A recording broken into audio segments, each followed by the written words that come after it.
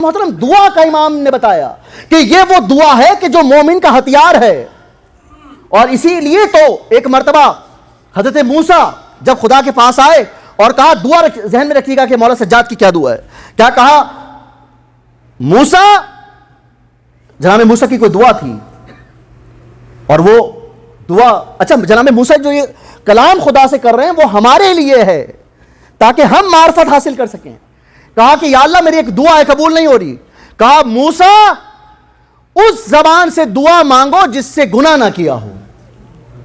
بھئی جناب موسیٰ تو نبی ہیں، گناہوں سے پاک ہیں، وہ گفتگو اللہ کی جناب موسیٰ سے تو ہے، لیکن اللہ کیا پیغام دینا چاہ رہا ہے جناب موسیٰ کے ذریعے؟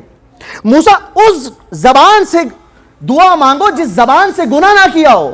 تو کہا یا اللہ میں وہ زبان کہاں سے لے کر آؤں کہ جس سے میں نے گناہ نہ کیا ہو؟ تو اللہ نے کہا موسیٰ کسی دوسرے کی زبان سے کہو وہ تمہارے حق میں دعا کرے. اللہ اکبر. دیکھیں میری زبان نے میرے لیے گناہ کیا ہے، اللہ کہہ رہا ہے میری زبان نے میرے لیے گناہ کیا ہے، آپ کی زبان نے آپ کے لیے گناہ کیا ہے، لیکن آپ کی زبان نے میرے لیے گناہ نہیں کیا. تو کیا میسج ہے؟ مولا کا میسج سنیں، دعا، کہ دعا مومن کا ہتھیار ہے.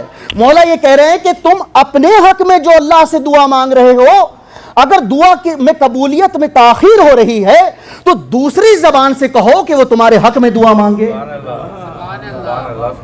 دوسری زبان سے کہو وہ تمہارے حق میں دعا مانگے. جملہ ہدیہ کر رہا ہوں سامنے محترم، اور دیکھیں سامنے محترم کیا کہا امام نے، میرے چوتھے امام نے کیا کہا؟ دعا مانگو. وہ دعا جو وہ سجدے میں کر رہے ہیں، کہا کہ دعا مانگو. دیکھیں سامنے محترم، آپ کی دعا مجھے بچائے گی. فرش ادا کی اہمیت، آپ کی دعا مجھے بچائے گی، میری دعا آپ کو بچائے گی. لیکن جس امت کے لیے جناب فاطمہ دعا کر رہی ہو، اللہ اکبر، جس امت کے لیے جناب زہرا دعا کر رہی ہوں، اس امت کا کیا مقام ہوگا؟ ایک مرتبہ درود پڑھیں مل کے محمد والے.